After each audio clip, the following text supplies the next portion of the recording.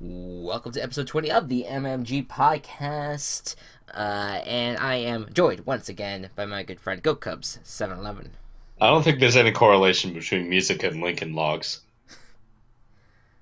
Um, I would, I guess, yes. I feel like that's saying there's no correlation between movies and, well, I almost said movies and Legos, but now I think about it, there was a Lego movie. Huh. Push those words around. What do you get? My point stands. Let's talk about football. Correct. All right, welcome back, everyone.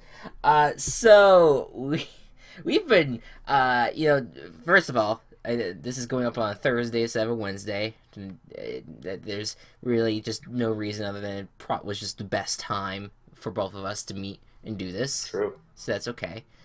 But there's been a lot that's happened, and I do want to touch upon college football if we could. I would love to talk a little bit about it, but we will save that till the end because we're here to talk about the big boys right now, the NFL. Don't say big boys. Mimi big boy. And we are Not what I'm referring to, but okay. still. We're going to go to back to week 12. We're going to recap all the Thanksgiving action. And yeah, we're in the final stretch now, and I think we have a pretty clear idea of who's in the mix and who isn't. It's a lot of fun. I'm looking forward to it. Yeah. And I think that we did really well last weekend. We did 12. We got like 12-4.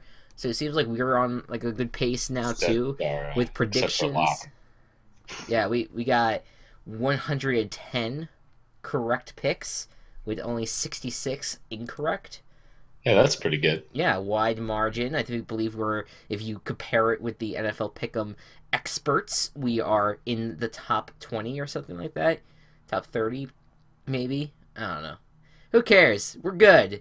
Let's do Thanksgiving, and we'll start with one of the games. I think one of the games of the year. I enjoyed this one. Vikings at Lions, a fantastic affair, and once again, Case Keenum and the Vikings defense really showcased their talents in this game. I don't think the Lions ever led in this game, but it did come down to a last-minute drive where the Lions thought they had a touchdown, almost kicked the extra point before they can review it. They took their dandy little time, and they were able to review it, and it was overturned. Unfortunately for the Lions. Yeah, and then at the end, the Lions almost returned a block I believe it was a blocked field goal or something to the end zone for a touchdown at the very last minute to tie the game. Did not end up working out, and that was basically it for the Lions. And the Vikings now have a 3-game lead in the division, and it's not like the Lions can't come back and win it, but it's going to be very tough to do so at this point. Very true. The Vikings are very red hot. They're fun to watch, and It's go ahead. what I don't understand right now is why the Vikings and why people are thinking that the Vikings have a quarterback problem right now. Because they don't know whether or not to pull Case Keenum. I feel like it's one of those. Teddy Bridgewater. Yeah, I feel like it's one of those things where it's like they have a good quarterback problem in the sense that they have a guy that has been outperforming his past performances this year. Like he's been really better than he's ever been, and a guy that before he ended up I think it was tearing his ACL or just Yes. But August 2016. yeah, when he tore his ACL beforehand, he was one of the best young quarterbacks in the NFL. Now I don't know if he'll end up being at that level again, but it's basically picking between two great quarterbacks at the moment, or at least what you have known about them. Yeah. Through their performance this year or in past years. So I think that they're making the right choice by sticking with Case Keenum. I just don't. Oh, Yeah, hands down. yeah. I just don't think you can't really trust that Teddy Bridgewater is going to be at where he was a few years ago. And plus, he's just the momentum is on the Vikings side. You can't hurt that momentum. You can't switch it. All respect to Teddy Bridgewater and what he's overcome, and the fact that he's actually on the football field in football uniform again is kind of a miracle with how bad the injury was. But you know, he is. You have to keep him on the bench until it's clear that Case Keenum can no longer carry the team the way he has been. And I mean, I'm not saying he's carrying the team, but he's been a huge part of why the team has been successful. Adam Thielen, one of the underrated wide receivers, still playing really well. Great wide receiver. Yeah, he's been really great for that team. So a lot of fun going on with that. Also, fun fact about Keenum: when he was at Houston, he became the NCAA's all-time leader in total passing yards, touchdowns, and completions. Wow, look at that! I wonder where he was drafted. I want to go back and research. Keenum. Undrafted free agent signed by the Houston Texans in 2012. Are you on his Wikipedia page right now? I'm on his Wikipedia page because I wanted to. I was just like, wow, you have you have a dictionary mind of Case Keenum. Biggest Case Keenum fan. There you go. Authorized Case Keenum fan. We've found one, folks. Anyways, the Chargers at the Cowboys, an absolute blowout. Well, I mean, I guess it's a blowout in the sense that the Chargers dominated the entire game, 28-6. They only had like a one-score lead, you know, for a majority of the game, but then at the end there were too much pressure on the Cowboys. The Cowboys just could not get an offense going. I think they scored one touchdown and ended up missing the extra point, as far as I know. Sounds about right. And speaking of missing extra points and field goals, the Chargers lost. I believe they lost Nick Novak to injury at one point, and they had to get like a backup. Their punter. Yeah, the punter, just to kick all who missed the practice net on the sideline. Oh boy, Chargers. You know, if there's anything that you have to be concerned about this team right now, it's their kicking, and hopefully, I mean, it doesn't seem like they didn't really come up with a solution this week, but maybe Nick Novak is healthy, and maybe he'll get some good reps in, and he'll be able to kick for the team on Sunday. But it's just not a good look. But outside of that, Phillip Rivers is playing outstanding, and I am finally, yeah, and I am really enjoying the Chargers team right now on defense as well. Bosa and Ingram are still awesome, and their secondaries has been pretty good too. I believe was it Desmond King? He was the one that intercepted intercepted one of Dak Prescott's passes. It was really nice. I enjoyed it. Anyways, Giants at Redskins. It was the primetime slate. No one was really looking forward to the game, and you didn't really miss much. Nope. Redskins won 20-10. We'll talk about the Giants later, but the Redskins now are at 5-6, and I've said this before. I still think that, I mean, they didn't really look that great in this game. They looked better in their win against the Saints. I don't know how. Almost win against the Saints. Oh, almost win. Yeah, that's what I meant. They they almost got there. They played well for 58 minutes, dominating, and then they blew it. But yep. You know, the Redskins, I think will. I think they're going to be in the mix until at least, you know, week 16, week 17. Their schedule's pretty soft. The concern, and I think one of the games of the season down the line, at least for teams that are on the fringe, it will be Redskins at Chargers. I think that will be a fun game because those are two teams that are going to be competing to get into the playoffs, and I don't know. I think the winner will go, and the loser might be out. So yeah. It'll be interesting to see. Let's move on to Sunday football, not Sunday night football. The Bills at the Chiefs. Oh boy, what has happened? The Chiefs are just in absolute meltdown mode. They cannot generate a running game anymore. Even, Hunt has just not played well at all. Offensive line, not playing well either. Alex Smith not playing at his level the way he started this season. And now everyone wants Mahomes. I don't know if that's. I don't know if you really go to that right now because you're still leading the division, but it's still worrisome. And I don't really know what to say about the Chiefs. I think if they can't figure out a way to turn this thing around, then they're going to be like past 5-0 teams, like the Falcons and Vikings, or specifically 2015 Falcons and 2016 Vikings, who started out 5-0 and then just blew it down the stretch. And like, even though they have all this talent around them, and you know what's weird too? Chris Conley was the second wide receiver for this Chiefs team, and he went down with an injury the night they played Houston.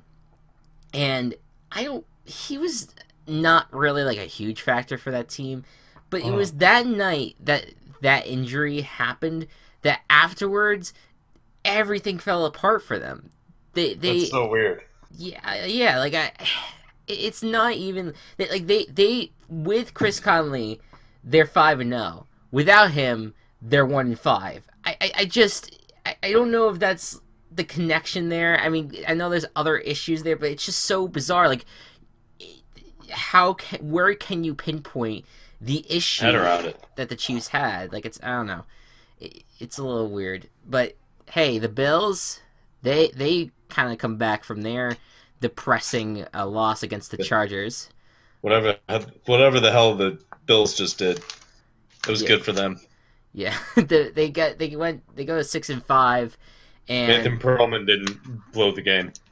Well, yeah, well, no, Peterman did not even take the field in this one. Taylor, he didn't blow the game. Yeah, exactly. So Taylor came in, and he made some nice plays. I mean, look, the guy's not the perfect quarterback, but he does enough to get the job done. The Bills did enough on Sunday, got the win, and now you get to host New England next week. Upset alert? Who knows?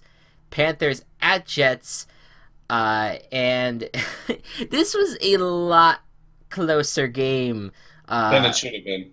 Yeah, that should have been. The Panthers have been doing this all season long, and we were all thinking that this offensive dominance that they showed against the Dolphins before the bye was like this turnaround that the Panthers were needing, and it didn't really accumulate in this game.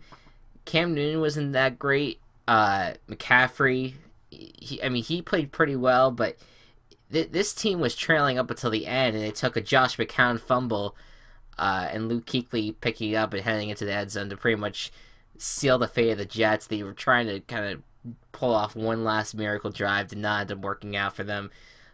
They lost 35-27. Look, the Jets are still playing better than anyone thought they would be, and I guess that's the good side for them. Panthers, they can't play like they did this past week if they want to beat the Saints this week. And the Panthers have also been practicing with a lot of key offensive players injured. Right. I looked at the injury report today, and it's not a good sign when Cam Newton, Greg Olsen, and Devin Funchess are all on that report. Right. Being limited at practice. Yeah, I think that what can be said about Greg Olsen now, because he, I think, re-injured his foot, and he did. I don't know, like I don't wasn't know as bad of an injury, but he re-injured it, which is not good. You don't want to re-aggravate those kind of injuries, and no, hopefully he'll get to play against or play for the team on Sunday. But if he's out, then that offense might. Well, I mean, they did well without him a few weeks ago. Maybe they do that against the Saints. I don't know. We'll see. The Bears at Eagles. Oh. Yeah. Ow. I expected it, but I didn't expect it this bad. Oh boy, the Eagles. John Fox is not keeping his job after this year. Yeah, the Eagles were electric sliding and bowling over the Bears during the 31-3 win. And I guess there's really not much else to say about this right now. The Eagles continue their dominance. Every aspect of the game has been great. Everything has been it's hard to find a weakness on this team, and there's not one thing that the Eagles offense does that's great. There's not one thing that the Eagles defense does that's great. There's almost every aspect of their game right now has been awesome, and they're I think the clear favorite to win the Super Bowl, barring of course any upsets from NFC teams or Patriots or Steelers, whoever ends up making the Super Bowl. Right. But yeah, as for the Bears, I mean, look, it's good that Trubisky's getting these starts.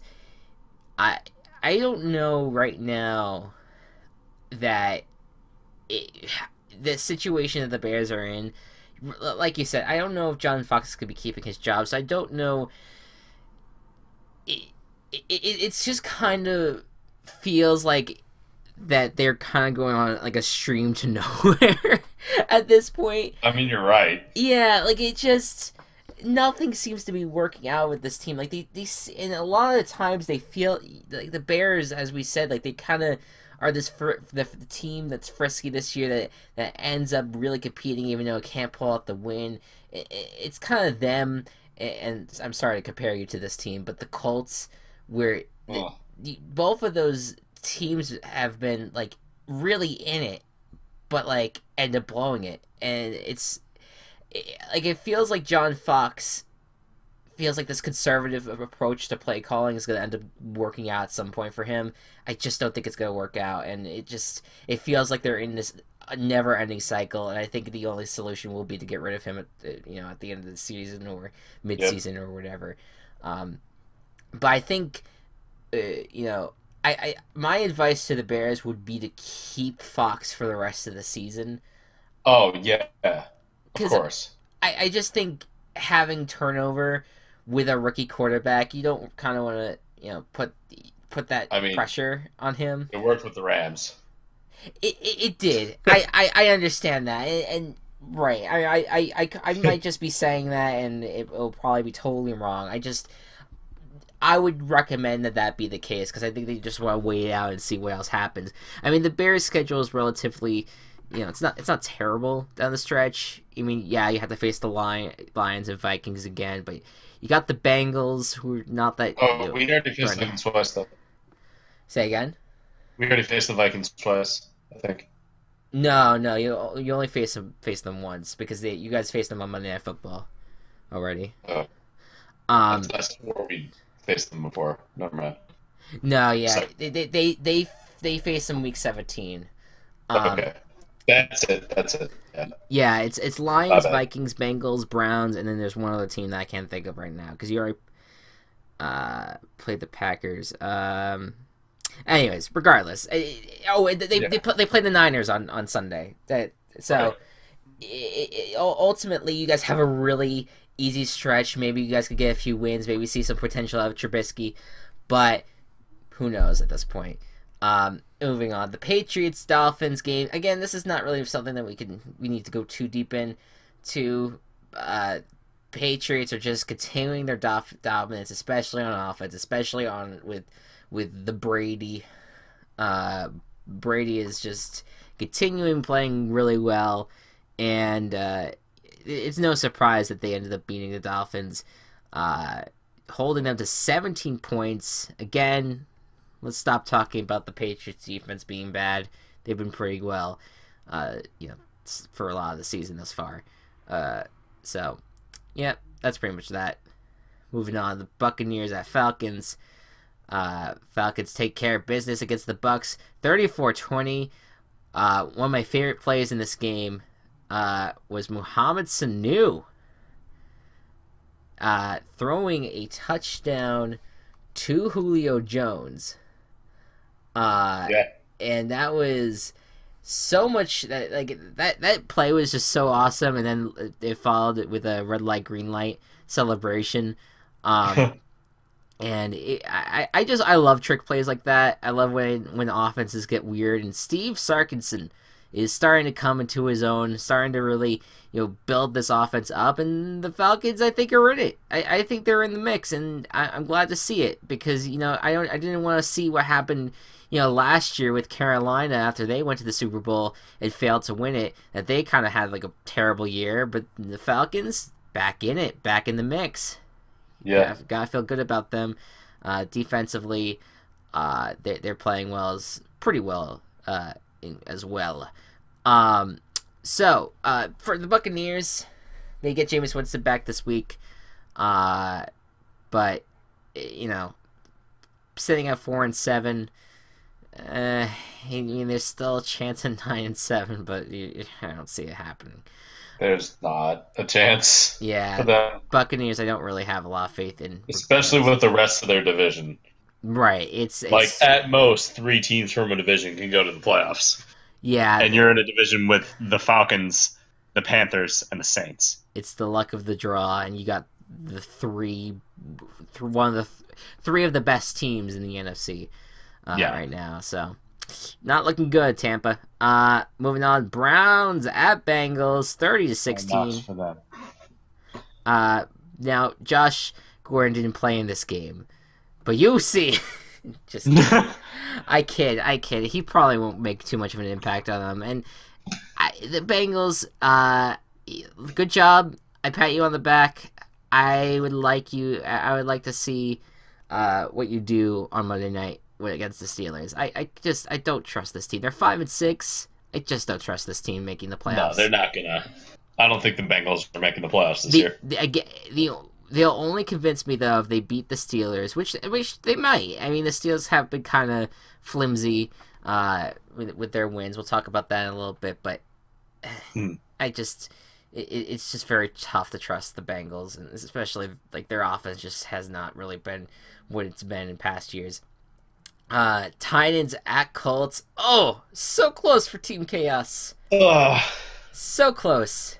Yeah. But I am glad for the Titans. They go to 7-4 and they're in the playoff mix, and I just wish they were more fun to watch. They're just not the offense that we expected. I keep on hearing analysts on TV be like, "Oh, watch out for the two-headed monster." Okay, it's been Derrick Henry and then DeMarco Murray who does not know how to break tackles this year. Just has been awful at that. Derrick Henry, I think, is the guy that you need to roll with going forward, as much as possible. And Mariota needs to stop making the mistakes. He's the interceptions that he's been dealing with. This is a guy that has been praised for his ball control, especially in the red zone. And he has 10 interceptions this year, or going upwards of that. Like, it just he is not doing well on the interception front, and hopefully he can turn that around. I just don't trust this coaching staff to do that for him. So we'll see. Colts, you tried. Moving on, Seahawks and Niners, and this was your first look, at least for our drive, of Jimmy Garoppolo. First of all, CJ Beathard went down, and the crowd started cheering because he got injured, and that meant Jimmy Garoppolo went in. Oh my God! So Niners fans, don't be trash like that. Don't do that. Don't cheer on a guy being hurt. Especially, I think CJ Beathard. I mean, the stats don't look pretty, but he has done a pretty nice job, at least as a filler quarterback. I don't boo him. It's just that. It's not nice, especially to a rookie. But Seahawks, they ended up taking care of business. And look, when I was talking last week about the potential upset that the Niners could have, I stand by that in the sense that the Seahawks, knowing very well that they are injury riddled, like they did kind of end up not escaping this game with a huge blowout. I mean, it was still a decent lead, and the Niners played them close early in the season. So that was, I guess, my point from last week. But Seahawks 7-4, but they have a really tough stretch ahead. Eagles, Jaguars, Rams. Win 2 of those 3 games, and you're looking good. But it's going to be a tough stretch for them. So yeah, Seahawks beat the Niners handily. Saints at Rams. This was supposed to be the game of the week. It was pretty good. Not amazing, but pretty good. Yeah. Alvin Kamara had a pretty standout performance. Oh, hell yeah. Kamara has been awesome for the Saints, but it was not enough to take down Jared Goff and the Rams, who took advantage of the injuries on the Saints defense and really had an awesome offensive day, despite the fact that they were without Robert Woods. I think that I'm glad about this result because I like both teams, and I think to make it so that both of them are 8-3. I think evens it out, doesn't start putting one team in danger of falling out of the race altogether. It's fun. I think if a game like that was played in the playoffs, we would enjoy it. It wouldn't be a nail biter, but it would be fun. So I'm looking forward. I'm really looking forward to the NFC playoffs. Moving forward here. What about the AFC playoffs? Talk to me when there's anyone else but the Steelers and Patriots playing well. Okay. The Broncos at the Raiders. Well, actually, you know what? I'll take back that statement about the AFC. I'm not referring to either of those 2 teams I just named. The Chargers, if they make the playoffs, they're playing really well. Then I'll be happy. And if the Jaguars, come back from their loss, which we'll talk about in a second. Yeah. Maybe. Broncos at Raiders.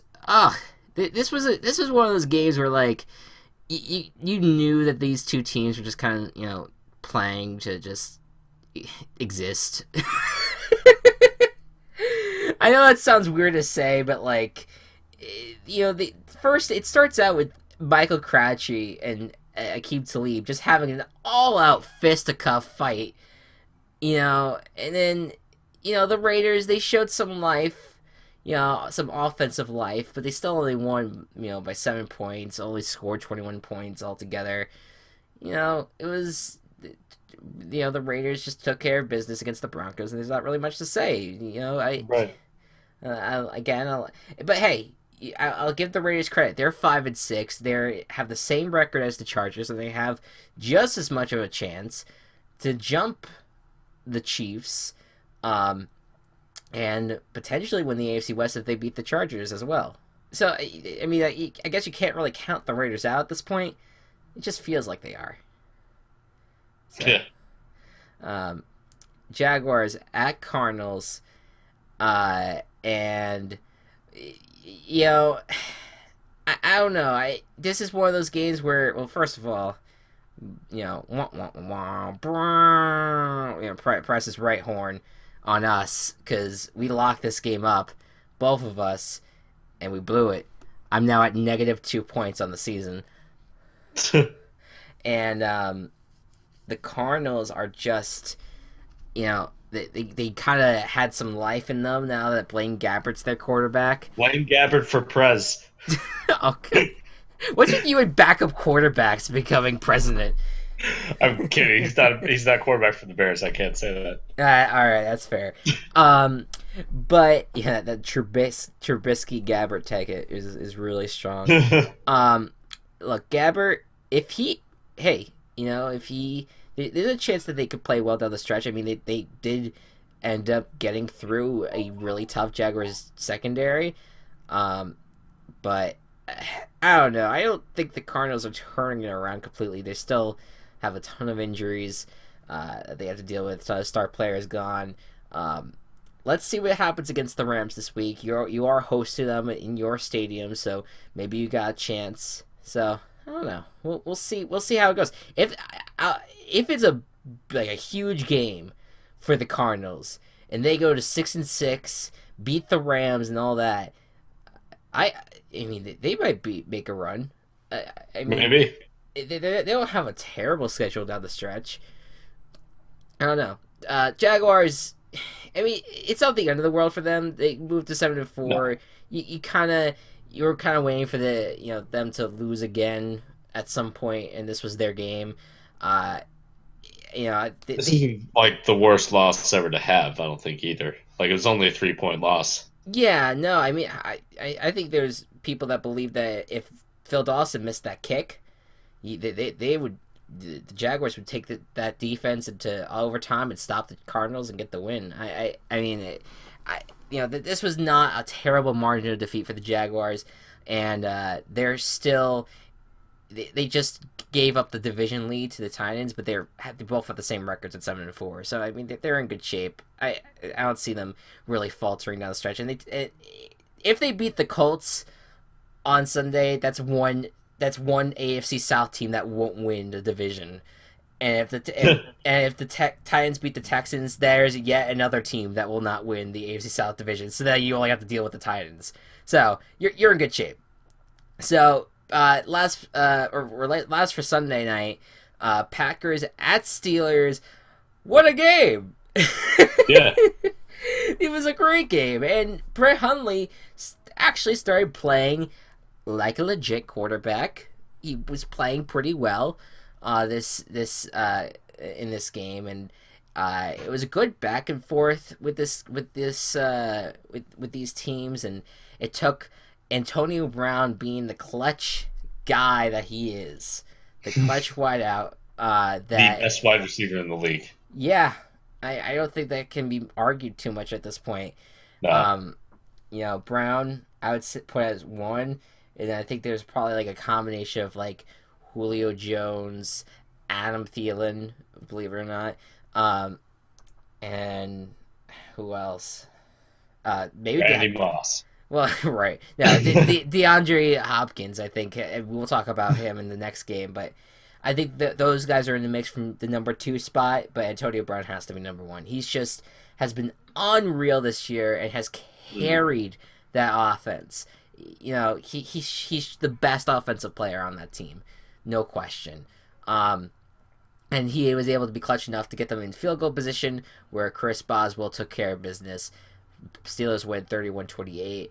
Imagine if they lost this game though, because then that would mean that they would be 8-3, and they'd be in the 2nd seed of the conference, and the Patriots would probably keep that 1st seed until the end. Until they won the Super Bowl. Until they won the Super Bowl.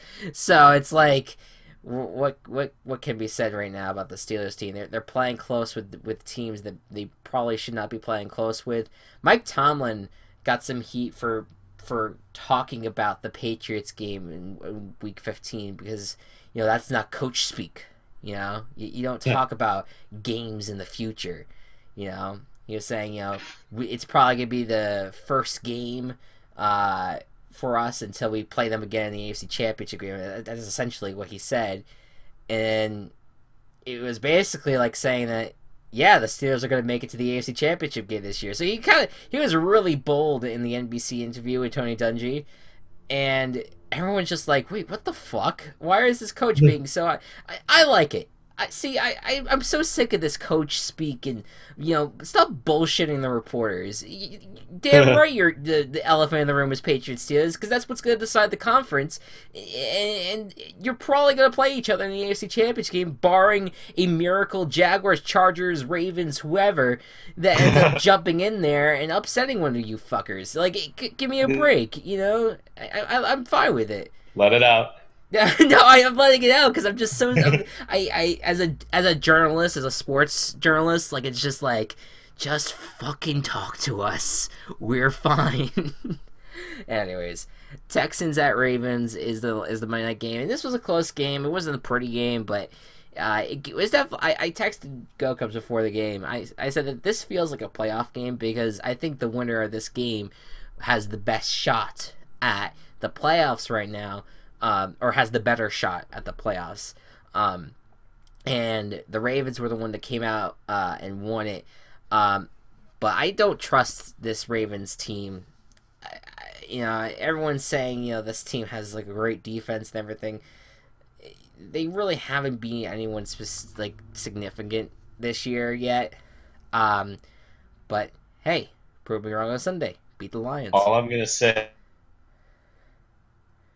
only been 3 teams to shut out their Wait, you're cutting in and out here, that you won Gocubs. the Super Bowl. You okay? Yeah. You gotta repeat what you just said because Oh, got cut out. of course I have to. Yeah, there have only been three teams. This Ravens team shut out 3 teams in their first 10 games, Yes. and the only other 2 teams to have done that went on to win the Super Bowl. Yeah. So Well, we'll talk. Yeah, we'll talk more about that when we talk about Lions Ravens. I'm just saying. Yeah. Fair enough. All right. Real quick halftime show. I wrote down a list of teams who I felt, were in the race still, for the playoffs, and those who I felt were out of it. Here's the teams that I still think will make it into the playoffs, and you have a right to tell me that I'm wrong here. All right. You know more than I do, so you're probably right. Well, no, but I think it's fair to debate it. Okay. But here we go: Steelers, Ravens, Titans, Jaguars, Patriots, Bills, Chiefs, Chargers, Raiders, Vikings, Lions, Saints, Panthers, Falcons, Eagles, Redskins, Rams, Seahawks. Is there any team in this mix that you feel like shouldn't be there, or do you feel like there's a team that I did not say that should be in there? The Cleveland Browns. No, I can't even finish that statement. Yeah, I mean, we did get our first eliminations this week with the Browns, Niners, and Giants all out of it officially. Yeah, no surprise there. I personally do not. Just given the rest of the NFC right now, I don't think the Redskins have a chance. Okay. Yeah. I think that if the Redskins were an AFC team, I would say they would have a chance. But since they have to deal with like the other wild cards being the Lions, the Seahawks, the Panthers, the Falcons, there's not much.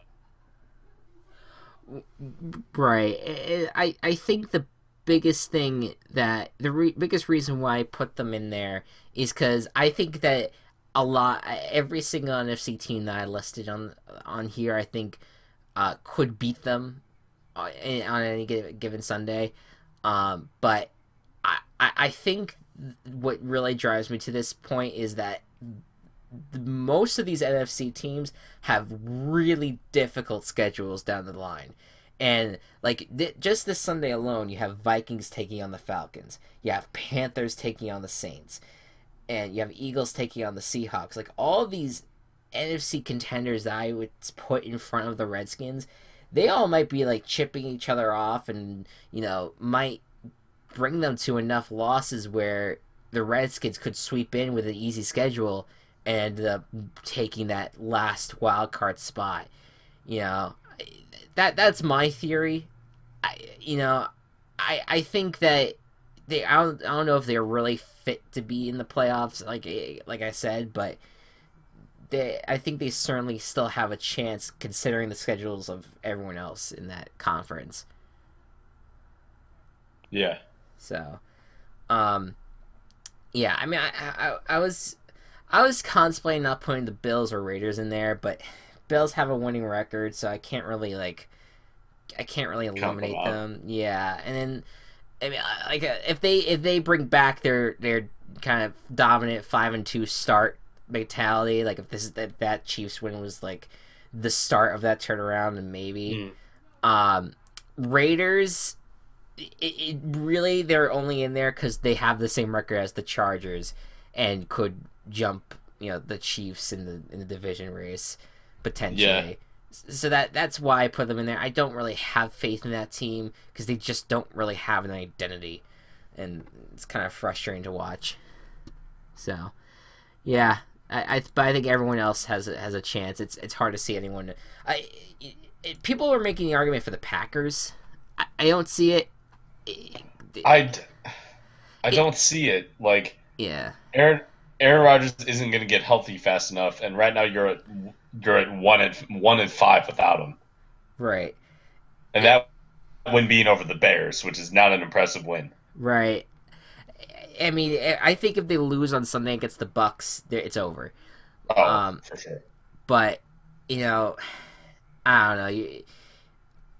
There's been no sign. Nothing has been pointing to saying, Aaron Rodgers gonna return next week. So then, like, if you lose to the Panthers next week, or wait, not the Panthers. Oh wait, no, you're playing the Browns actually. Oh, so they'll win that one. They might, they might win that one, and then they might win on Sunday. If they go on a 2-game winning streak, they're 7-6. Then Rodgers returns. There's a chance. I don't know. I see what people are saying. It seems like a long shot though at this point. Yeah. But hey, we've been wrong before, many times. So all right. I just wanted to get your input on that. Let us pick games for week number 13. Sorry, I'm jumping ahead of time here. Week 13, I say it's a pretty good slate of games. I'm kind of stuck with Chiefs at Jets and Giants at Raiders, but those have like intriguing storylines at least with each. Darrelle Revis, he's going to be in that game. All right, you know what? We'll talk about that actually when we get to it. But first, Thursday Night Football. Redskins at Cowboys, both sitting at 5-6. A must-win game for both of them. Here's the thing. The Eagles are going to be keeping a really key eye on this game because for the first time this season, we have playoff clinching scenarios here. And the Eagles are going to be rooting hard for the Washington Redskins. Because if they win, the Eagles clinch the NFC East title. Which is a very impressive thing to do. Yeah, in the unlikely chance that they tie the Redskins and Cowboys, the Eagles will also clinch the NFC East title. But if the Cowboys win, the Cowboys, I guess if they go on a streak right now and the Eagles go on a losing streak, then there's a chance the Cowboys win the NFC East, but yeah, that's not gonna happen. But hey, good news for the Eagles. This is a game to watch, and I think it's gonna be interesting. What do you think's gonna happen, Go Cubs? That's a good question, Chris. The Cowboys are trash without Elliott. Yeah. So. Even with the vast number of injuries that Washington seems to accumulate, I think that Washington will very handily take this game. I think so too. Redskins will take this game, and the Eagles will win the NFC East. Well deserved. And Redskins will continue their probably improbable wild card run if they want to try to make it there. Next up, Colts at Jaguars. The Jaguars need to rebound from their loss last week. This is a perfect opportunity to not only win, but eliminate their Colts, their rival Colts rather, from the AFC South race and from probably the playoffs altogether. What do you think's gonna happen? Yeah, the Colts are kind of out of luck this year. I know I've been using that joke a lot, but it's really funny and true. God fucking damn it. So I think my pick is clear. Yeah, your pick is very clear. The Jaguars, and I will pick the Jaguars. And hopefully, this is a game that the Jaguars should win. They're at home. They got the crowd behind them, so that's gonna be important. Chiefs at Jets, as I mentioned earlier, Darrelle Revis makes his return to the NFL. He's signed with the Chiefs. He's going to potentially be starting for this team against his former team in New York. And I don't know what to make of this game. I mean, the Jets are not good, but the Chiefs have been not good this year either, or at least the past since they've started 5-0. So, what do you think's going to happen? Would you believe me if I said I'm going to choose the Jets here? I would believe you, actually. All right. That's my team chaos. You know what? I actually team chaos the Jets too. So, Awesome. so we'll double team chaos this week. Double chaos. I was like, you know what? Maybe like just to kind of make the the competition like more interesting. Maybe I'll pick a different team for team chaos. But you know what? No, I'm just all in just randomly picking games where I feel confident. I feel confident the Jets could beat the Chiefs. Yeah. And I think the Chiefs are. It is going to be the ultimate chaos here because the Jets will put the Chiefs at 500 if they lose for the first time this season, and will probably open the door for the Chargers and the Raiders to surpass them. This week alone, if the Raiders and Chargers win, you'll have the Raiders in first place of the AFC West. So, wild. Texans at Titans. The Titans are looking for revenge here. They were smoked. Like their asshole was just burning after they lost to the Texans. And, the Titans, now the Texans are without Deshaun Watson. They get to play against good old Tom Savage, who is, I'm sure, going to be such a threat to them. But I don't know. This Titans team has been playing close with a lot of their opponents. What do you think is going to happen this one, Gocubs? Is that silence? Are you there? Uh-oh. So I was trying to wait until You're cutting in and out here. Good. I was just... No! My internet is trash for some reason. It doesn't like to connect to Discord. Yeah, I don't know. Who do you got between Texans and Titans? I'm gonna go with the Titans. The Titans? Yeah, I just... the Titans I don't trust, but I trust them more than I trust the Texans at winning games at this point. So Titans will win. I swear to God... We are looking really good for Jaguars-Titans Sunday Night Football Week 17. Make it a reality, baby. Keep on staying neck and neck. Anyways, Buccaneers at Packers, the Battle of the Bays. I love it. This is I love it when two towns have some kind of weird connection, and because it's both Bay teams. They're battling each other. 4-7 Bucks, 5-6 Packers. What do you think is going to happen? I think that even with Jameis Winston back, the Buccaneers aren't clicking at all, like on any level. So even with the heavels, I guess is the word I'm going to use, that the Packers are in right now. I don't know if heavel is a word. You got a good point there. Yeah. I think that the Packers can still manage to defeat the Buccaneers. Yeah, I think so too. And I guess it goes to what we were just discussing. Bucks win this, or Packers win this game, win the next game likely against the Browns. I don't know. This is going to be insane if the Packers not only... Imagine the Packers Aaron Rodgers comes back in Week 15, sweeps the rest of the season, and goes on to win the Super Bowl, very similarly to what they did in 2010 when he was injured and came back. Nope. Not going to happen this year. I don't know. We'll see. Broncos. There's too much else going on in the NFC. We don't need the Packers coming up right now. I hope you're right. I don't know. And you get either the Seahawks, Falcons, Panthers, Lions. Like you get some of them like winning more and more games. The Packers aren't going to have room. Right. To get in. I'm hoping that one of the other teams wins because Packers have been dominating in the NFC for quite some time. Nice to see some new blood.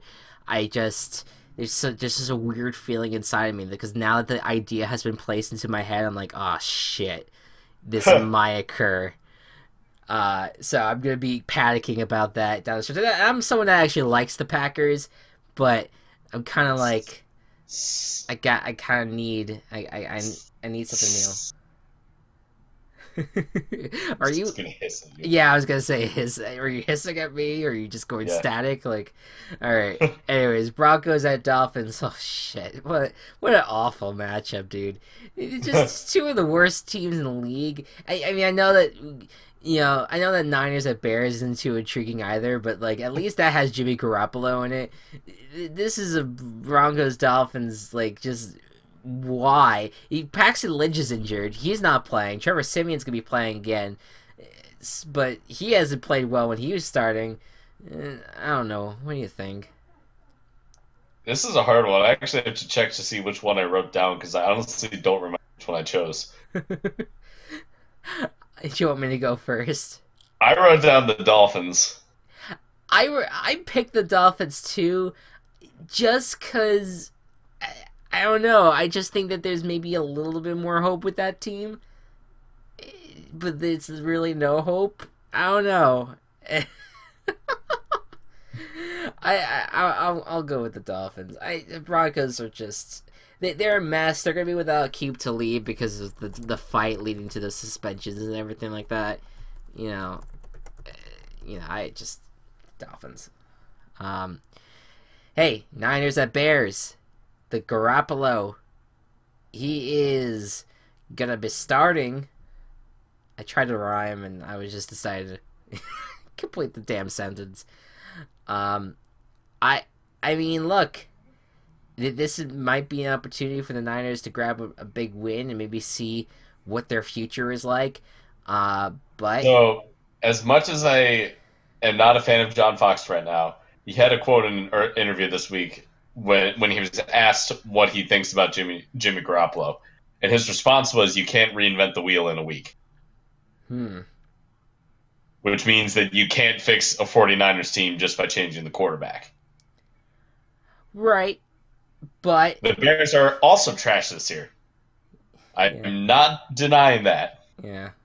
But I think the Bears have a little bit more going on for them than the 49ers. And maybe if Fox wants to save his career, he'll utilize Trubisky more within his skills and not what he's been doing.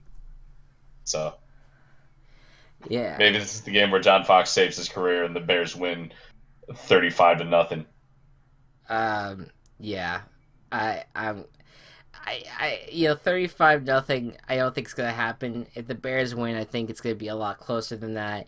I know. But I'm just saying, if they do, John Fox's job will be saved, most likely. No, not against the Niners. Give me a break on that one. I know. I'm kidding. Niners. I'm gonna go with the Niners just because I'm buying into the Garoppolo hype. I think, yeah, he's right. You can't fix the Niners team by changing one guy to another, but this is going from C.J. Beathard, who again I liked, but he wasn't amazing, to Garoppolo, who has shown in his I guess small sample size that he was capable of performing very well. And he's been, he was training earlier this season with Brady and for the past few years under Brady. So I don't know. I have faith in him and I think the Niners defense is good. I still think the Niners defense is pretty good. I'll bang the table for them. So I'll go with them. Lions at Ravens. Here's I'll talk about that in a second, but you got Ravens defense that's supposed to be really good. Lions offense that's supposed to be really good, battling it out. Again, this feels like a playoff game because if one team doesn't win it, it's gonna be very tough to see them winning down the stretch. Gonna be a close game, I think. Yeah, I was going back and forth on this one a lot, but I think just because of the offense, I'm gonna give it to the Lions. Yeah. Here's what I've been wanting to say about the Ravens here. Here are the quarterbacks that they've played. I knew you were going to bring this up. And beat well, because it's important. It is. It is. I'm going to put it in order of who they faced in this year. Andy Dalton, Deshaun Kaiser, EJ Manuel, Matt Moore, Uh, Brett Hundley, and Tom Savage. Those are your 6 wins right there. I mean, prove me wrong. Go beat Stafford on Sunday. I mean, he's injured. I mean, so maybe you guys were able to beat him up and get the win, but just I don't have a lot of faith in this Ravens defense that doesn't have a great pass rush either. Like they're not really sacking quarterbacks. They're kind of, a lot of their strengths are in the secondary, but even that's kind of flawed because of who the quarterbacks they faced. So yeah, I can't trust the Ravens. I'm going with the Lions. Vikings at Falcons. This is probably the best game of the 1 p.m. slate. And you're looking at Vikings defense and Case Keenum coming into Mercedes-Benz Stadium against a red hot Falcons team whose offense is finally getting going. Their defense is finally awakened. I don't know. What do you think is going to happen in this game, Gocubs? I think that Case Keenum is going to continue proving his point of being the best fill-in quarterback in the league. I think that's the best way to put it, right? Yeah. Like he's filling in for Sam Bradford and kind of filling in for Teddy Bridgewater technically right now too. Yeah. But Keenum is until all right, I'm going to say this. Until Keenum fucks up royally, he's going to remain the starter for the Vikings. Oh, yeah, absolutely. Yeah. So, it's a bit tempting to pick the Falcons just because they're at home, but I have to go with the Vikings here. Yeah, I gotta go with the Vikings, and it's gonna put a little bit of a damper on what has been a nice Falcons run here, but at least it would be against a good team. But I think it's gonna be a close game, a good game. I'm looking forward to it. Patriots at Bills. All right, so this is the first time the Patriots have faced a team with a winning record in quite some time, and I just don't know right now if the Bills are going to be capable of taking them down. But what do you think is going to happen here? Yeah, I think if any team, there are 2 teams that I think could beat the Patriots going forward. One is the Steelers, and the other is the Bills this week. That being said, I don't feel comfortable choosing the Bills over the Patriots in here, so I'm going to go with the Patriots. Yeah, I'm going to go Pats. I think it would be more accurate to say the only 2 teams that Patriots could beat are my and God. So, no, I think, look, the Bills, they finally got a win after a rough stretch. Maybe they're turning it around, but they're also going to be without Kelvin Benjamin. I think, and that's going to be a significant. They just, but hey, maybe they keep it going, keep the win streak going. But I doubt it's going to happen. Browns at Chargers, hottest team in the AFC versus the worst team in the AFC. Should not be surprised. No. The worst team in football for the past 2 years, at least. Oh, for sure. Yeah. You gotta give them their full title. Yeah. That's it. Yeah, I apologize. The Browns. Well, you know what though? It's worth noting their one win over the last 2 seasons having against the Chargers. Yeah. That doesn't mean they're gonna win, though. Zap the poop. Zap the poop. You know what? I hope CBS or whoever's fucking covering this game, just when they do that title card where you have like the Browns name on top and the Chargers name on the bottom, just have a tiny like caption to the game that says "Zap the poop." No one, don't make it that it's like not noticeable, but enough where we're like, yeah, you understand. I hope that says what my pick is. Yeah. Oh, yeah. It's clear that you're picking the Browns. So I'm gonna defer What? from you. No, no, no, no. No, Nah, Chargers sweep here. Yeah, I mean, you know, this is not. I don't really see another win on the Browns schedule. Get that 0-16 team parade ready, no. and it'll be very fun where we say 0-16 From Cleveland to Detroit. Right. Yeah, Detroit will be popping champagne week 17 if the Browns go 0-16. Oh yeah. They'll be like, "Fuck they won't yeah, be the only ones. fuck yeah, you idiots! You're with us now." Oh man. Giants at Raiders. Okay, all right. So I need my moment here. All right, go ahead. I know this is coming. Yeah. I know what's coming. No, look, I look at the Giants. Well, okay, let's start from the beginning. The Giants decided on Tuesday to bench Eli Manning for the first time in his career, and 2004. yeah, and he ends his snap streak at whatever it was, 210 or something. It was just a ridiculous number, so good for him. But that where my feelings on it is, and I know that there's a lot of upset Giants fans out there right now. There's a lot of fiery personalities out there that are saying it's like the worst move ever, and I think the timing of it is, I don't think it was right for them to bench him. It seemed like after the trade deadline that they were committed to him, and then just to kind of bench him in a lost season, and to kind of make him sit on the bench for 5 weeks instead of letting him, send him somewhere else where he could start. Yeah, I don't really understand why they didn't just do that. Why they just send him to Jacksonville or to Denver or whoever needed a quarterback. I don't really understand why they did not do that right out of the gate. But instead you make him sit for 5 games, and I think that's where it's like frustrating, and I get it. But the actual act of them benching Eli should not come as a surprise to Giants fans, and it didn't really like I was surprised that it happened now, but I'm not really surprised that it happened generally.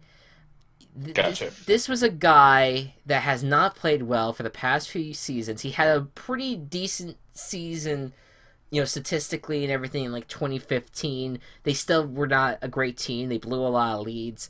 And in 2016, he was a liability to that playoff team. The best parts about that team was Odell Beckham and that defense. So I understand, that feeling of like, well, he's the guy that brought the Giants to 2 Super Bowls, and maybe I don't necessarily, I maybe be feeling more sad if I really lived. I mean, it really was a huge Giants fan back when those Super Bowls happened, because I was not really into football. Mm. I just think that if they want to evaluate their younger guys, they should do it. Now, should they start Geno Smith? I don't know. I thought it was fine if they did, but I kind of thought about it more. I was just like, he kind of sucked with the Jets, and we kind of know who he is, and he's not going to be much better on a bad roster. So I don't understand why they wouldn't just go to Davis Webb at that point and look at him and evaluate him, and if he's not the answer, look at, who you want to draft in upcoming, in 2018. I know Gocubs, you said Baker Mayfield.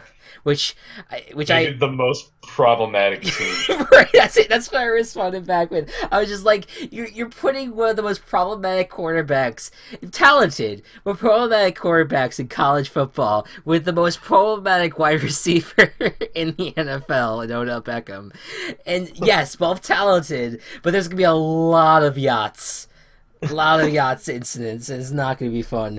Anyways, so to say that, I'm, upset or anything, I'm not. I guess I'm just disappointed just generally with this team. And it's not just Eli. The roster as a whole, running backs, offensive line, and even the defense, which was supposed to be their strong suit, just was all terrible this year, and it was such a disappointing year. And I think that they should clean house. Jerry Reese should be gone. I've wanted him gone for a while. He kind of might have changed my mind a little bit when we went to the playoffs last season, but he didn't. He didn't solve our main issues, and it just kind of all fell apart this year. Yeah.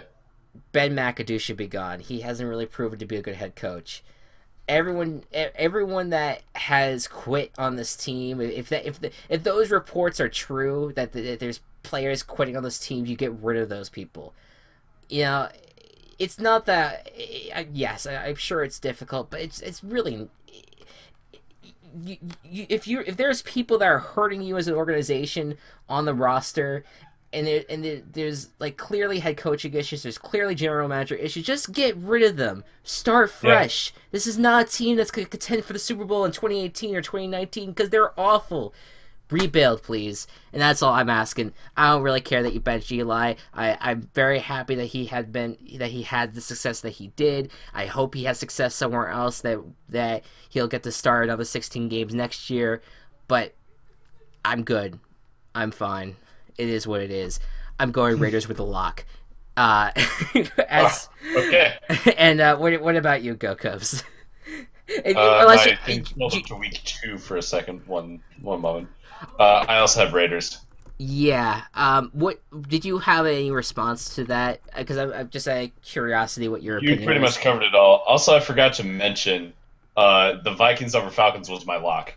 Ooh, I like it. I like it when you go risky like that, because it really shows that you're like all in on it, and I appreciate it. You know, this pick, this guarantee for me with the Raiders is probably not like a great, a great lock, but the Raiders also haven't really been amazing either, so yeah, who knows? And watch Geno Smith have a fucking amazing game. I'm gonna shit my pants. Anyways, if he does, you have to tweet Geno Smith for prez. I'll do it for you. I'll do it for you. You just okay. You will have only to. If he has a amazing game. If he sucks, obviously, then right. No, you will have to. You'll have to text to remind me probably, but I'll do it. I apologize for going so long on that rant. I just that I needed to get all that. Had to get that out. I did so over some of my tweets, but it's good to talk about it verbally with people as well. Yeah, lost season. Start Davis Webb and we'll be good. Rams at Cardinals. Cardinals, they're starting to look decent on offense with Blaine Gabbert at quarterback. He's kind of having this turnaround, which some people were kind of predicting before even the Texans game. That game didn't work out for them, but they did beat the Jaguars, which is the best defense in the league, arguably. But now they're taking on the Rams, who have a great defense and a great offense. What do you think's gonna happen this one? Well, the Rams did just come off a win over one of the most dominant teams in the NFC. And now they're facing one of the averagest teams in the NFC. Yeah. So logic says that the Rams are going to win, and I'm choosing the Rams to win. Yeah, I wouldn't be surprised if the Cardinals upset them because, who knows, but yeah, I would like to see the Rams win this one. Yeah. Panthers at the Saints. NFC South battle, I think the best game of the week. Both teams sitting at 8-3. One of them is going to end up taking the lead in the NFC South race. Huge game. And especially if the Saints win, because they'll have the head-to-head record over the Panthers. They would have a full sweep of them. But will the Panthers hold them 1-1? What do you think, Gocubs? As much as I want to root for the Panthers, and I'm still going to root for the Panthers, I don't think that the Saints can be stopped right now, especially with the Panthers' limited offense. What I think is going to be a limited offense this week and this weekend. So, unfortunately, I have to pick the Saints. I'll make one argument for the Panthers. I'm going to go with the Saints, but I'll make one argument for the Panthers. Their defense has been. I said the Jaguars were the best defense in the league. The Panthers have been second best. And like they have, that's what I think that is going to get this team wins. And that defense is going to be what they're going to be hoping gets them the win against the Saints offense. I don't know if that's going to happen though. I'm going with the Saints. Yeah. So Sunday Night Football, Eagles at Seahawks. I mean, look, if the Seahawks truly want to remain contenders, even though they're kind of injury riddled, beat the Eagles, and that's going to be very difficult. But they are hosting the game, the Seahawks. It's in Seattle, and it's a tough environment in prime time. But I don't know. I think it's going to be a good game. I actually almost chose this as a Team Chaos, but I couldn't bring myself to it. That's fair. I've got the Eagles. Although I do think the Seahawks are going to give them a run for their money. If the Eagles can handle the Seahawks and handle them well, then they'll actually have a good win against a winning opponent. Because the only other wins they've had were against the Panthers. Right. Yeah. And yeah, this is a really big stretch for the Eagles because they gotta face the Seahawks, and then next week they play the Rams, and then the following week, well, actually, I think they play the Giants after that. Never mind. Anyways, these next 2 weeks are gonna be big for the Eagles, and they're gonna need to really put this NFC away if they want. If they really want to put this NFC away and claim the #1 seed and all that, they want to beat these next two opponents. I'm gonna go with the Eagles, and I think that what you're saying is that they're gonna beat them handily. I think they have the potential to do so, just because the Seahawks offensive line is still awful, and they're going up against the best defensive line. The Eagles' defensive line has been awesome this year. And that, to me, I think is going to be really problematic. Russell Wilson will be Russell Wilson. He'll probably escape a few times, but it's going to be tough. So we'll see what happens. Steelers at Bengals. The Steelers have been a little cardiac kid-like, where they're playing really close with teams that are supposed to be mediocre. And now you have a Bengals team that's one win away from being at 500. And I don't know. I can't really put all my cards in the Steelers basket, but what do you think is going to happen here? This was another one that I almost chose the Team Chaos for. But the Steelers' offense is just so dominant with 3 Bs. And I don't think that the Bengals, another B, actually, are going to... That was so dumb. No, it's okay. It's okay. They're not going to be able to match up with the offense. So I've got the Steelers. The Steelers will probably get back Juju Smith-Schuster as well, so that's going to be big. The Steelers offense, they've been really a concern, I think, a lot of the season, because they haven't really been as dominant as they should be, but it's because of the play that Antonio Brown has had and the surprise play of Juju Smith-Schuster and even Le'Veon Bell, who's not really doing amazing, is leading the league in rushing. That has really carried this team to where it is, and with that defense has been pretty well, but they allowed 28 points to the Packers. But hey, I'm gonna pick the Steelers just because I have faith in the Steelers, at least keeping it going until they have to face the Patriots in a few weeks. But it's tempting. It's tempting to go with Bengals there. So as for our picks, I think we only deferred on one, I believe. Yeah, the 49ers Bears. Oh, what a game to defer on! This is probably the least important game of the week, but the most important for this pick segment. because it'll decide who will lead in that category. Or really, in the pick side of things, right. the point thing. I'm falling behind at -2 right now. 48-42, by the way, is the score. All right, cool. So yeah, hopefully I could get back in it that way, but we'll see. It doesn't. It actually doesn't help that I agreed on Team Chaos this week and agreed on guarantees last week and all that. But you know what? I'm willing to play close like this.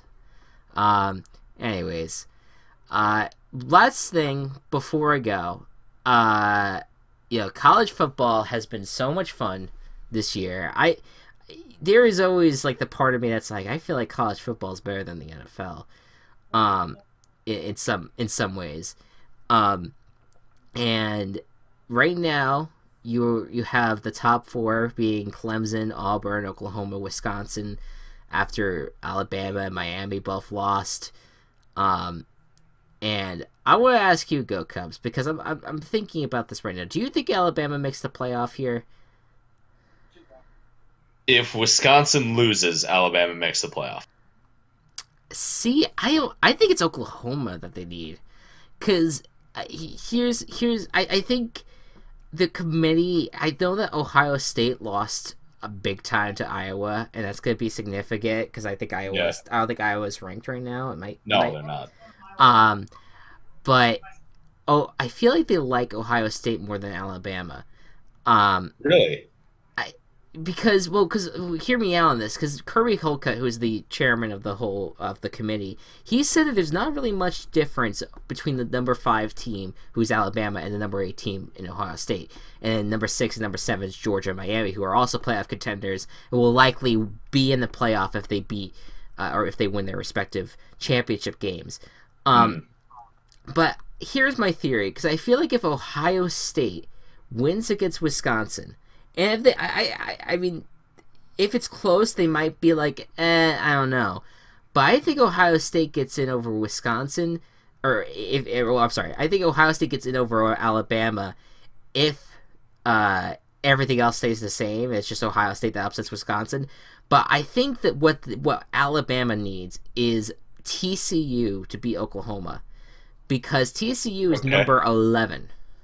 If number 11 beats number 3, Oklahoma, I think, will be outside of the playoffs, and I think Alabama will jump in at that point. Oklahoma is expected to win quite obviously. Right. Which is kind of like Oklahoma, Clemson are kind of like expected to win right now. Right. But even if Wisconsin, if Wisconsin loses, I honestly don't think that Ohio State will get in, because they had essentially the same losses that Penn State had last year, and if they don't, if they put Ohio State in, Ohio State had one close loss to Oklahoma. Granted, it was Oklahoma, and they're a playoff team right now. Right. But a blowout loss to Iowa, whereas Penn State had a close loss and a blowout loss, and we're the Big Ten champions. It didn't go. Yeah, I understand that. I think something's gotta give, because I think if if Ohio State makes the playoffs this year, the committee are hypocrites. Right. Ohio State, to me, I felt last year that Penn State, if they won the Big Ten championship, they should have made the playoffs. And I kind of feel the same thing with Ohio State, in the sense that if you win your conference, if you were the best team in your division and you end up winning the conference, I think the conference champion should always be the one that's considered for the playoff. And that's why I say that Ohio State should get in my personal opinion, outside of the committee's decisions.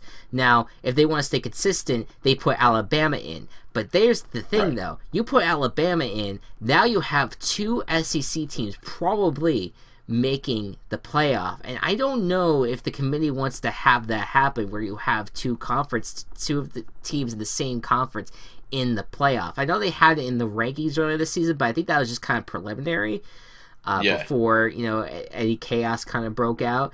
I just wonder if you're going to see them flip on the 2-loss issue, or are they going to flip on maybe having multiple teams in the same conference? And I just, the fact that he said that there is no space really between number 5 and number 8, that they were all very similar, it just did not seem like a good thing to say about Alabama, because Georgia has a chance to win against Auburn. You have Miami has a chance to win against Clemson. You have Ohio State a chance to win against Wisconsin, but Alabama has nothing this week. They sit there and they can't do anything.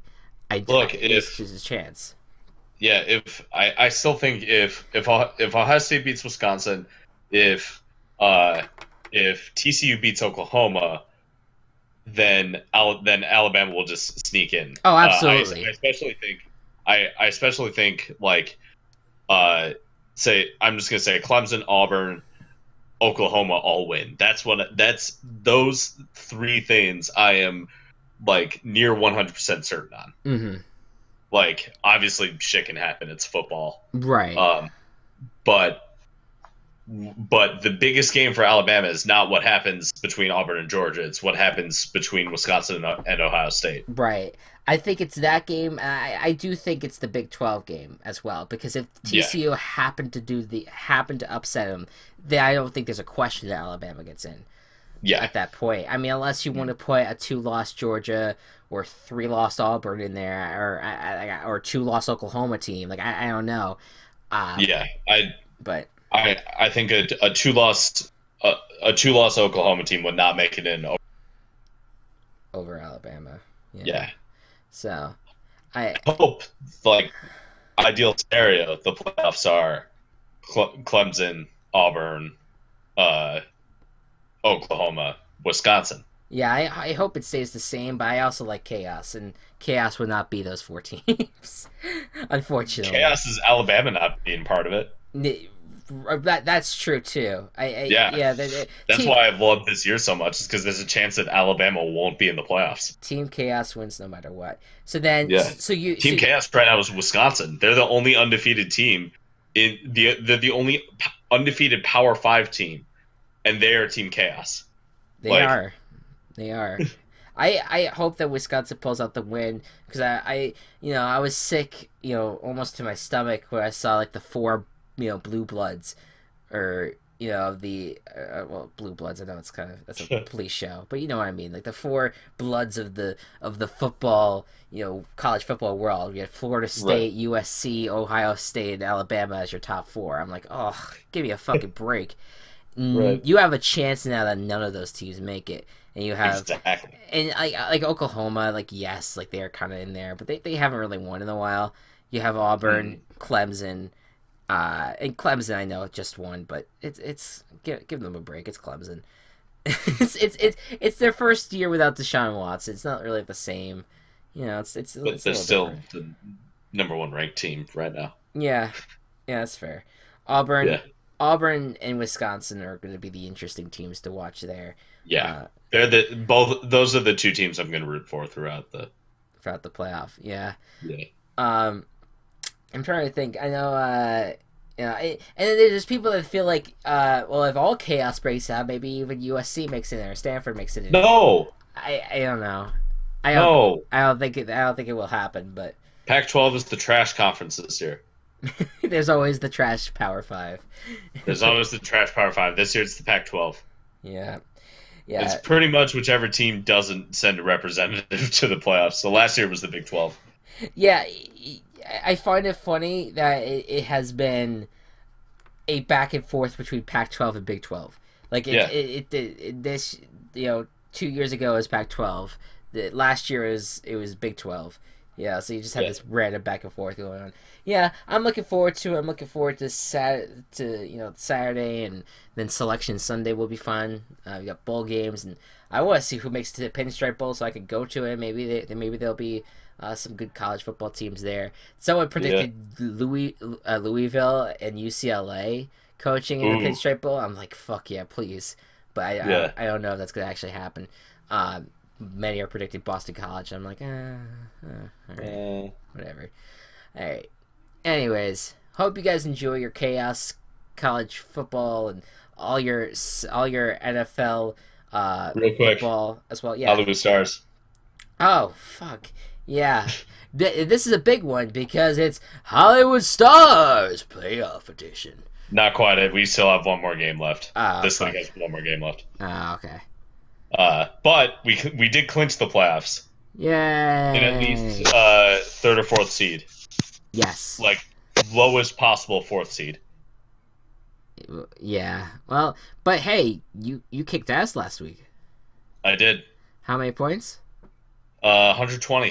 120. Thanks And to Big Ben, Mohamed Sanu, and Justin Tucker. so now you're going into this last week, and you're looking like a contender again. Yeah. What's your roster lineup? My roster lineup is Ben Roethlisberger, Melvin Gordon, Deion Lewis, AJ Green, either Mohamed Sanu or Juju Smith-Schuster, Kyle Rudolph, Rex Burkhead, Patriots defense, Justin Tucker. I'm going with both Patriots backfield players. I don't see why not. Bills have had one of the worst rush defenses in the league the last few years, or the last few weeks rather. And they both had amazing games last week, so yeah, we'll see. I'm rooting for you. I hope you do well. It'll be fun to see what happens. And you and I, we're now in the playoffs now. I'm number 4 facing number 1. You're number 3 facing number 2. So we're kind of like the underdogs of the our championship in that league. So these playoffs also last for 2 total weeks. So these games here. So your score will carry over. Okay, can I change my roster to? Yeah. Okay, cool. Just making sure. Yeah. Because that would not be fun. No. Yeah. Is it the same for your squad too, where you have? No, my other league it's 3 rounds instead of 2, but each week is only 1 round. Right. Yeah. Because it still only goes until week 16. Yeah. You don't want to start having a fantasy battle in week 17 when people are be sitting and everything like that. It's not fun. Exactly. All right. Well, I'm looking forward to it. It's gonna be a fun stretch. We have reached December football, ladies and gentlemen. We're almost there. We're in the home stretch, and December football. I think I argue that December football, as a concept between the NFL and the college football, is better than January football because it's only on the weekends. But the playoffs are always a lot of fun. I do look forward to that. Mostly. Yeah. But December, gonna be a great month. Looking forward to it. Guys, thank you so much for watching. We hope you all enjoyed. Any last words, Gocubs? Not really. No quip. Nothing? Nope. Well, all right. Well, ending on a awkward tone then. Be good to one another. Be kind to one another. And I'll see you guys next time. Bye.